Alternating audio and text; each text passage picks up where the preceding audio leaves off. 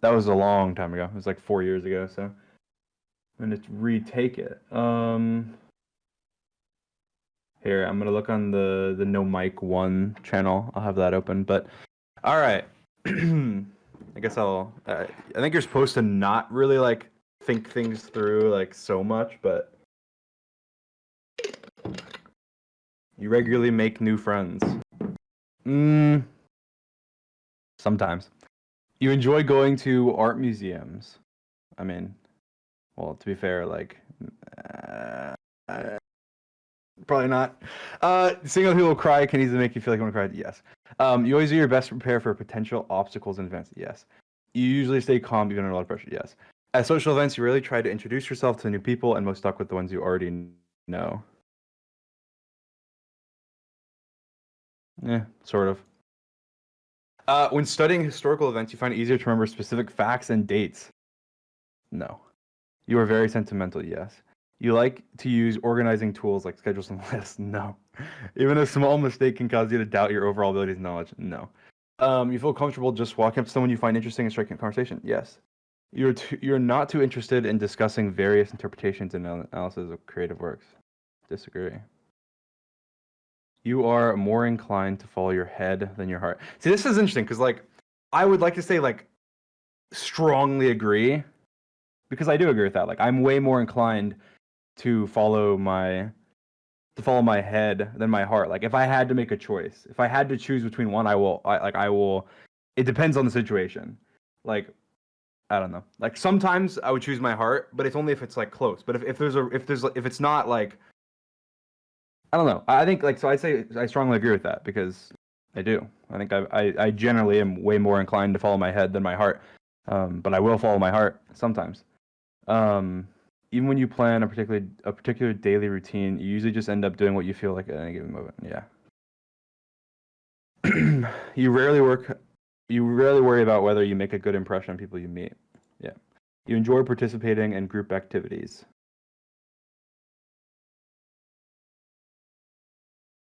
You like books and movies that make you come up that make you come up with your own interpretation of the ending. Eh. You always take others' feelings into account, even when making deeply personal decisions. Yes. You prefer to completely finish one project before starting another. No. You're prone to worrying that things will take a turn for the worse. No. You avoid leadership roles in group settings. No.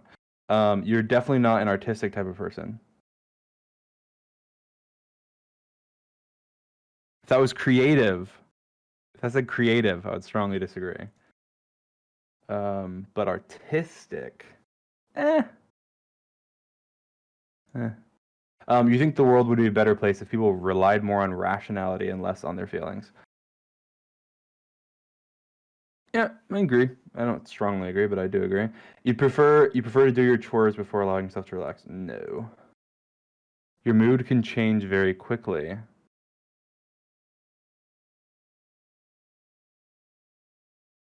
I mean, it can. It doesn't usually, but it can. I feel like I'm thinking about that too much. You're a very private person, yes. You like exploring different perspectives on social or political issues. Yes. You would rather work with a confident person than a nice one. I mean, it depends on the scenario. Like, I don't know.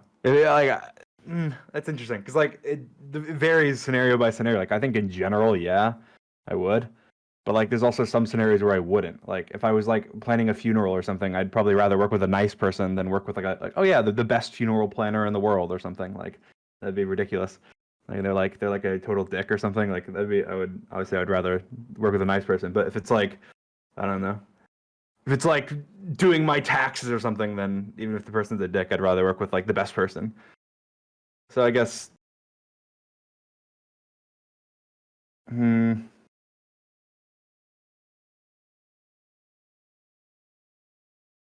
I'd rather work with a competent person than a nice one. You often end up doing things at the last possible moment. Yes. Your emotions control you more than you control them. Disagree. You usually prefer to be around others rather than on your own.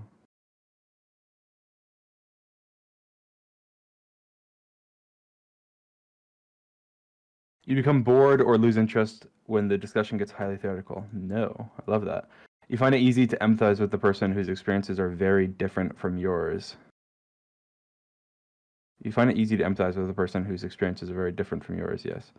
You usually postpone finalizing decisions for as long as possible.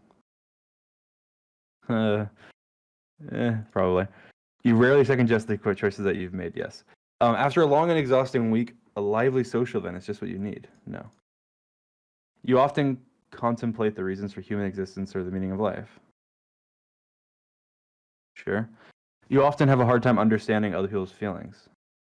You like to have a to-do list for each day. You rarely feel insecure. You're more likely to be bored in a noisy, busy environment than a quiet, calm one. You're more likely to be bored in a noisy, busy environment than a quiet, calm one.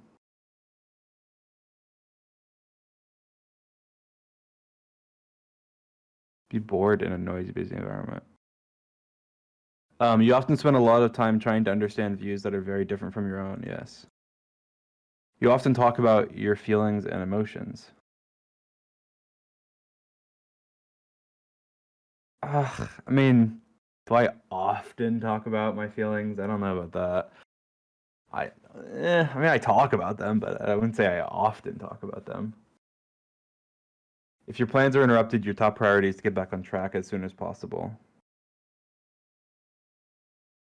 You're still bothered by mistakes you made a long time ago. In your social circle, you are often the one who contacts your friends and initiates activities. No. You believe that pondering abstract philosophical questions is a waste of time. No. You take great care not to make people look bad, even when it is completely their fault. Well, it depends. It depends. I do that. I do that a lot, actually. But if it's someone I know, I do that. If someone I don't know, I don't really care. If it's someone I know, then I do that a lot. So I'll say slightly agree. Your personal work style is closer to spontaneous bursts of energy than organized and consistent efforts. Yes. When someone thinks highly of you, you wonder how long it will take them to no. You would love a job that requires you to work alone most of the time. I mean, you enjoy arguing with yourself. You know at first glance how someone is feeling. You complete things methodically without skipping over any steps. No. You often feel overwhelmed. You feel more drawn to places with busy, bustling atmospheres than quiet, intimate places. You prefer art that has a clear message or meaning rather than art that is vague and open to interpretation. If you think your actions might upset others, you're very careful to assess whether they are worth it. You struggle with deadlines. You feel confident that things will work out for you. Male. Mediator. INFPA. INFPT. Interesting.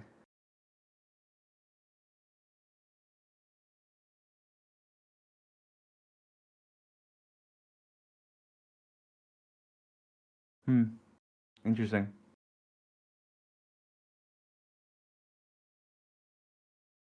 This isn't at all what I got back then. At least that I remember. But I mean that makes sense. I mean, to be fair, I've changed. What does this mean? See, like 25% thinking, 75% feeling. Like, I don't know. I wouldn't agree with that. But then again, like maybe that's not. It's probably not as black and white. That's not what it means.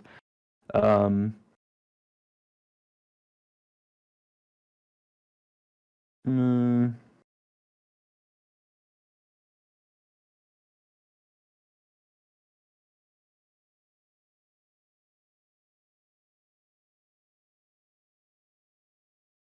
Cool. Here, I'll screenshot this.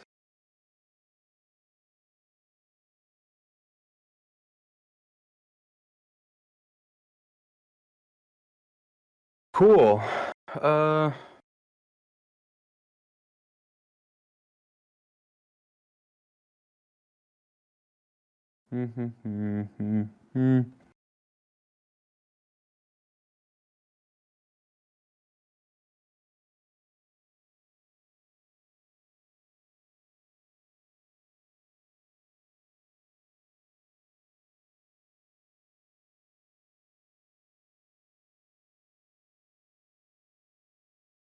Oh, that's sweet. William Shakespeare. Julia Roberts. Johnny Depp. That's funny. And put me on there now and go. Dream. Cool. Strengths and weaknesses. Oh God, let's see this. What are my strengths and weaknesses? Thoughtful. Mediators care about other people's feelings. They adjust their actions if they think they might hurt anyone, even unintentionally. Kind-heartedness flows from mediator personalities, and everyone around them tends to benefit from it. Interesting. Generous. Mediators really enjoy succeeding at others' expense. In general, people with this personality type want to share the good things in their lives. They value equality, and they want to ensure that every voice and perspective is heard. Open-minded. Mediators tend to give other people the benefit of the doubt. They aim to be tolerant of other people's beliefs, lifestyles, and decisions. Generally speaking, mediators support others' rights to live as they see fit, as long as no one is being hurt. Creative. Mediators can often see things from unconventional perspectives. With their ability to make surprising and unexpected connections, it's no wonder why that many mediators are drawn to creative pursuits and arts. Passionate. When an idea or movement captures mediators' imagination and speaks to their beliefs, they can give their whole heart to it. People with this personality type can be reserved or reticent, but that doesn't diminish their strong feelings for a cause that matches their ideals. Loyal to their values. Doing the right thing isn't always easy, but mediators' far-reaching vision can help them stay the course. When they're doing something meaningful, these personalities can have a sense of purpose or even courage that keeps them true to their values. All right, here we go. Weaknesses. Overly idealistic. Mediators can take their idealism too far. People with this personality type might idolize their romantic partner or expect every aspect of their job to feel meaningful. This can set them up for disappointment when reality falls short of their dreams. I mean, I don't know. I wouldn't say that. Self-critical. Okay, I'm gonna end up disagreeing with all these. Be like, oh, look at his ego. Self-critical. Mediators can expect so much from themselves that they inevitably fall short. When this happens, they may accuse themselves of being selfish or woefully inadequate. This self-criticism can erode their motivation to get things done and their willingness to prioritize necessary self-care. I kind of agree. Impractical. When something. Well, like in this part, like.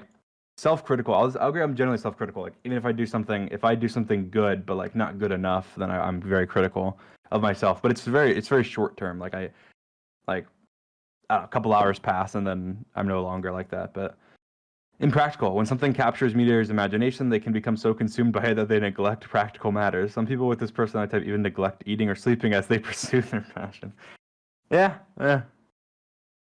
definitely, 100%. Yeah, no. Emotionally driven. Mediators can become so focused on their emotions that they lose track of what's really going on. It can be a challenge for these personalities to slow down and make sure that their feelings aren't preventing them from clearly seeing the facts. I completely disagree with this one. So I feel like I'm kind of in between. Like, I don't know. I don't know if this perfectly fits me. Like, I feel like I guess probably everybody. Nobody. There's only 16. Like, there's no way everybody fits into every single one. But, yeah, I feel like this one I completely disagree with. Conflict averse. Mediators generally prefer to avoid conflict. They can put a great deal of time and energy into trying to please everyone. Yeah, I mean, I think that it's one of those things where like sometimes yeah, and sometimes no. It depends on like the type of conflict. Like I'm not afraid to avoid conflict if it's me like defending myself. Hell no, I'm gonna get into that conflict every single time. But if it's like avoiding conflict that doesn't have to be there, then like. Then I would avoid conflict. It depends on like I don't want to argue. I don't like arguing with people. If like arguing over dumb stuff and creating conflict, like with my friends or something, like literally like I don't know, something bad happens and like I just get over it in 2 seconds. I'm like, oh well, I don't want any conflict. But like, yeah, like I said, it is different though. This desire to please others can drown out their own inner wisdom and make them painfully sensitive to even constructive criticism. No, this is completely wrong. Actually, I disagree. I'd say that this website doesn't know at all what it's talking about. Difficult to get to know. Mediators are private, reserved, and sometimes self-conscious. Well, I'm not self-conscious. This can make them somewhat difficult to really get to know. Their need for personal space can contribute to the guilt they feel for not giving more of themselves to those they care about. Yeah, I'd say that. Cool. Interesting. Well, I'm going to skip over this one. Friendships. Here we go. Mediators are among the most social of all introverts. So I kind of agree with that because like I feel like this is probably right. Like I'm probably like 58% introverted and 42% extroverted. But like I don't know. Like I wouldn't say I don't know. Like I wouldn't say that I'm an introvert. Like if I don't know. Like I'd say I'm like if most people would look like introverts would look at me and go you're an extrovert. But like extroverts would look at me and go you're an introvert. So it's like you're kind of like just like so like in between where it's like I don't know. Like there's not really like you're kind of in between. Ambivert. I don't know what that means, but among the most social of all introverts, and they care about even their most casual acquaintances. That said, they're still introverts. This means they tend to feel most fulfilled by spending time with a small, intimate circle of friends. I agree. Acquaintances may come and go, but this inner circle is likely to include mediators' friends for life. I very much agree with that. Early in a friendship, mediators may be somewhat reluctant to share their inner lives. They may try to draw out their new friend instead, learning more about that person's passions and motivations. As the friendship progresses, however, mediator personalities can find it very meaningful to share their secret dreams and ideas with someone they know they can trust.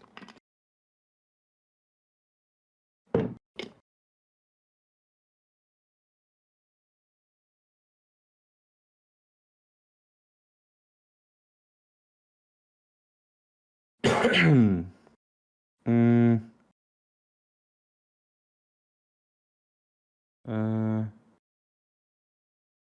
I find it invigorating to connect to someone who on the surface has little in common with them.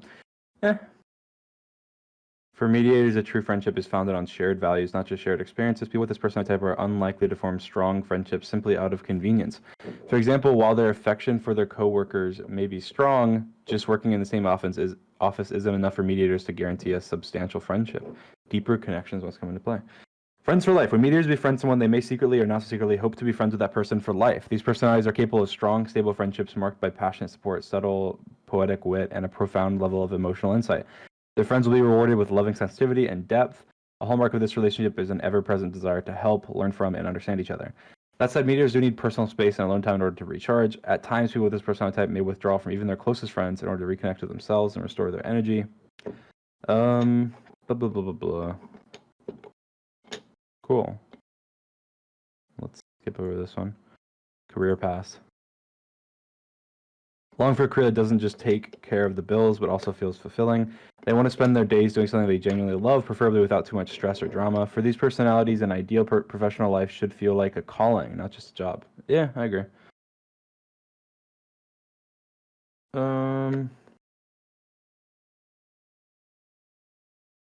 Without stress or drama.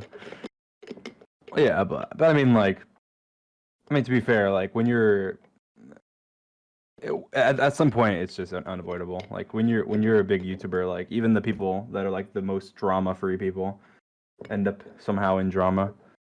But and the thing is also I feel like you're more likely to get into drama if you're more passionate, and so fortunately mediators stand out for their creativity, independence, and sincere desire to connect with and help others. These traits can help them shine and find fulfillment.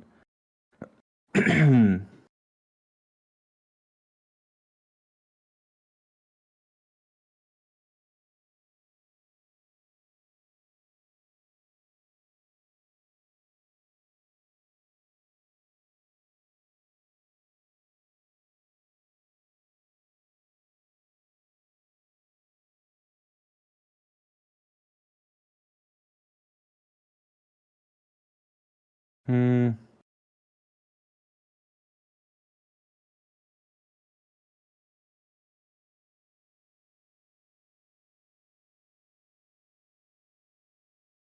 Huh.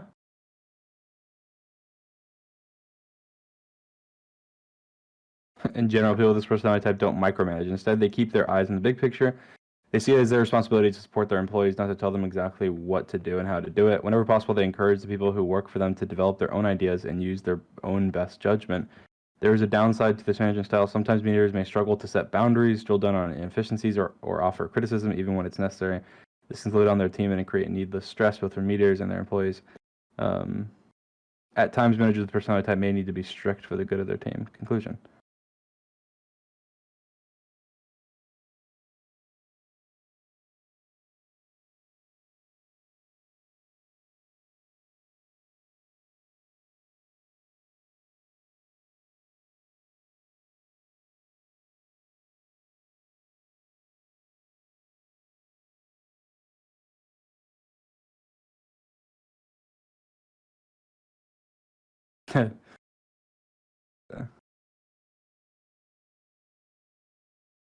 Can't you like see like the exact breakdown? What is confident individualism and diplomat? And how do I like? I want to see like my results.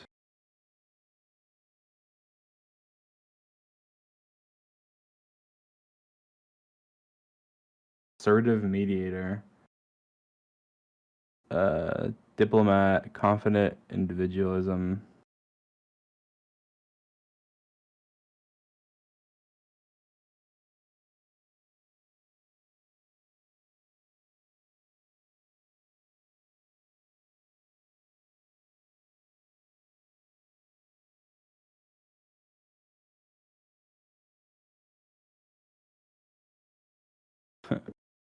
They're less competitive than thinking types.